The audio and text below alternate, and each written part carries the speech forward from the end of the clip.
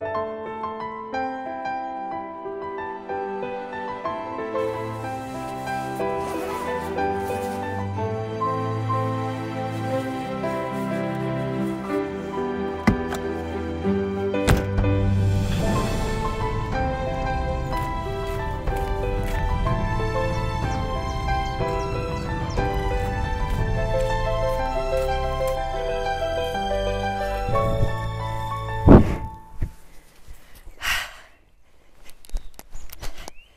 eftermiddag. Så er det statustid, og jeg er da glad for, at I kiggede forbi, fordi jeg har da lidt på hjertet. Jeg har skrevet noter igen, så jeg kan huske at få sagt det hele. Men det er jo primært Island, jeg gerne vil snakke om, fordi her den 29. så sejler jeg jo til Island 29. april, og jeg er væk i 4,5 måneder, så jeg lander først hjemme i Danmark den 16. september. Så det er faktisk 4,5 måneder præcis. Jeg glæder mig rigtig meget, og jeg sejler op fra Hirtshals af. Det bliver så godt! Ej, jeg glæder mig rigtig, rigtig meget. Men hvad skal jeg derop? Og jeg skal jo sådan lidt af hvert, og der er jo nogen, der synes, det er lang tid. Og sådan har jeg det jo slet ikke. Altså tiden, de andre gange fløjt afsted. Første gang tog jeg 2 måneder, så tog jeg 3 måneder, så tog jeg 4 måneder. Og nu skal jeg selvfølgelig have 4,5 måneder. Så det glæder jeg mig rigtig meget til. Når jeg lander derop med færgen, så kører jeg direkte til Eikellstadier. Her skal jeg mødes med Theis. Han er fotograf og en del af Fotomalia, og han er også en af dem, der er administrator inde på Danske Fotografer. Det er en gruppe på Facebook. Og ham skal jeg mødes med, og så skal vi testkøre min guidede tur, som jeg har en måned efter. Så jeg kunne godt tænke mig lige at se, at alle campingpladser er stadigvæk er alt, som det skal være, fordi det er jo trods alt 2 år siden, jeg har været der sidst. Så han er med på den tur, og så mens vi kører rundt der, så skal han tage en masse fede billeder af mig. Det er altid sådan lidt omstændigt, når det er, jeg skal ud og tage billeder af mig selv, og så skal stativ stille, så skal jeg stille skarpt, så skal jeg tilbage, så skal jeg dit, så skal dat. Så er det lidt nemmere, at Theis han kan hjælpe mig på den tur. Så det glæder jeg mig rigtig meget til, og det bliver super hyggeligt, og bliver også fedt at få lov til at vise ham det frem. Og så skal jeg jo selvfølgelig øve mig på den guidede tur. Så når jeg har sat ham af tilbage i Keflavik, hvor han flyver hjem til Danmark, så kører jeg ellers nord om øen. Vi tager sydkysten, hvis I ikke skulle lige vide, hvad det er. Ikke? Så kører jeg ellers bare nord om og har cirka 3 uger til at komme over til Eikellstadier igen. Og her skal jeg så mødes med det rigtige team, som jeg så har øvet min testkørsel på. De kommer ind med færgen, og så starter det ellers den ægte, tur. Det glæder mig sindssygt meget til, og nu har jeg sagt, det glæder jeg mig sindssygt meget til rigtig mange gange, men det tror jeg bare, det understreger, at jeg glæder mig rigtig, rigtig meget. De kommer, og så skal vi jo køre noget østkyst. Vi skal faktisk også lige lidt op. Vi skal lige op og se nogle søpapegøjer, og så skal vi ellers køre hele sydkysten. Næsten hele sydkysten. Jeg slipper dem på et tidspunkt, når vi kommer forbi Selánjafoss. Derefter så har jeg lige lidt kort tid, så skal jeg faktisk helt nord på øen igen. Jeg skal op til Grimsey, og vi har en fotoworkshop, Jerome og jeg, sammen med 6 deltagere, der skal være med og også elsker fugle og også elsker foto. Det bliver nørderi på højt plan, og det glæder jeg mig også meget til. Og det gør jeg faktisk. Det bliver en super fed uge, skulle jeg så sige. Det er ikke lige knap en uge, men det bliver nogle rigtig fede dage. Og hænge ud med andre mennesker, som har den samme passion som en selv. Det bliver spændende. Derudover vil jeg lige lave en note til den, fordi at der kommer inden længe, så er Jerome og jeg, vi er ved at finde ud af noget dato og noget, så der kommer en ny workshop i 2024.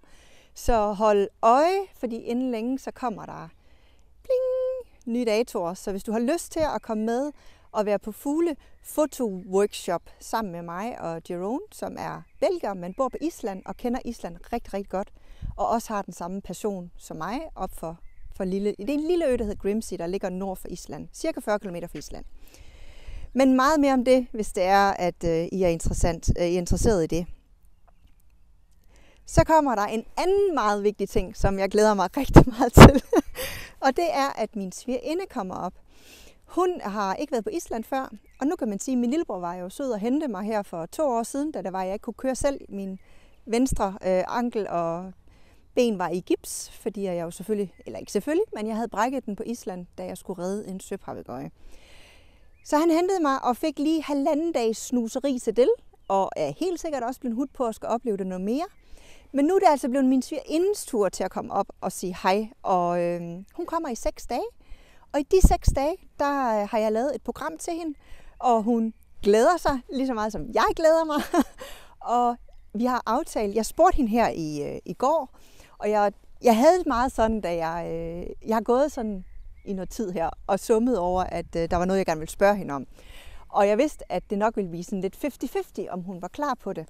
Men jeg fangede hende lige, i et godt moment, fordi hun sagde ja. Og det, hun sagde ja til, det er, at vi skal lave 6 afsnit vlog omkring vores tur. Så jeg filmer simpelthen hver dag, og så, jeg ved ikke lige om afsnittet kommer ud på selve dagen om aftenen, det kan jeg ikke lige love, fordi det kan også være, at det bliver lidt for meget. Men der bliver i hvert fald 6 vlogs fra os af med, jeg ved ikke lige, hvad den skal hedde, men det bliver et eller andet med mig og svigerinde, og ja, hvad vi lige skal opleve. Men vi kører nogle sydkysten, og vi skal ud på 2 længere vandreture. Og jeg er meget, meget spændt på vandretur nummer 2 ude i Skaftefeldt Nationalpark. Vi begge 2 træner op til det nu. Men det var sådan egentlig sådan de overordnede planer, jeg har med Island. Derudover så skal jeg selvfølgelig opleve en masse natur, og så håber jeg på at filme en masse YouTube.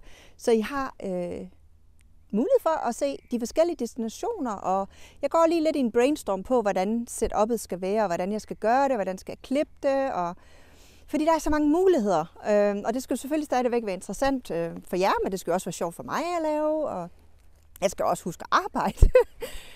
Og til den vil jeg jo sige, at hvis du sidder og tænker, at du har brug for en grafiker til at lave logo, visitkort, hjemmeside, brochurer, flyers, messestande, et eller andet, så skal I endelig bare skrive til mig, fordi at selvom jeg rejser rundt, så har jeg jo mit arbejde med, og det er meget vigtigt for mig, at jeg har noget arbejde, fordi ellers så kan jeg jo ikke proppe diesel på bilen, og jeg kan ikke få mad i maven. Så hold jer ikke tilbage, hvis det er, at I kender nogen, eller I har brug for en grafiker, så er jeg i hvert fald klar. Der er helt sikkert tid til det også. Men det var lidt om Island, så hvad kan man sige, hvad render jeg ellers lige og laver? Jamen en afgang, som jo er den 29. så har jeg alligevel en del fotoopgaver. Det er alt sammen i Jylland. Jeg er lige landet i Jylland her. Jeg er i Midtjylland lige nu, har en fotoopgave inde i Aarhus Centrum i morgen. Derefter så kører jeg op direkte til Frederikshavn, hvor jeg også har en opgave et par dage, og så har jeg lidt ned tilbage i Randers, så skal jeg mødes faktisk med et mini-produktionshold, eller hvad man nu kalder det. Det er nogen, der har spurgt, om de må filme mig til et projekt hen over en dag, og det har jeg sagt ja til. Det synes jeg kunne være mega spændende, og det giver god mening, efter jeg har hørt, hvad det er, at deres YouTube-kanal handler om. Så det bliver fedt, og det glæder jeg mig rigtig meget til, at jeg kan fortælle noget mere om. Jeg ved ikke lige, hvor meget jeg må sige, så jeg må hellere lade være med at sige så meget. Men de skal filme mig der, og så jeg tror, jeg har 2 fridage-agtigt, inden jeg så sejler. Så det er ikke fordi, jeg har så meget, hvor jeg ikke lige skal noget, men man kan sige, det er jo ikke fordi, jeg skal noget altså fra morgen til aften. Så det er jo ikke, altså fordi jeg har en aftale om formiddagen, så har jeg stadigvæk noget luft om eftermiddagen til at ordne og planlægge og gøre ved. Så ja, og ud over det, så er campingbladet jo kommet ud. Jeg skriver jo 4 gange om året for Per Næslein i hans campingblad.dk, og jeg tænker lige, at jeg smider et link heroppe i en af hjørnerne. Det må være den der hjørne der, hvor I simpelthen har mulighed for at komme ind og læse artiklen. Den er om, da min lillebror han kom ned og besøgte mig i Spanien, og hvad vi lige rent og lavede. Derudover så har jeg jo haft 4 års jubilæum. Det er mega stort, og jeg er så lidt vildt, at jeg er gået i gang med 5. år nu som selvstændig.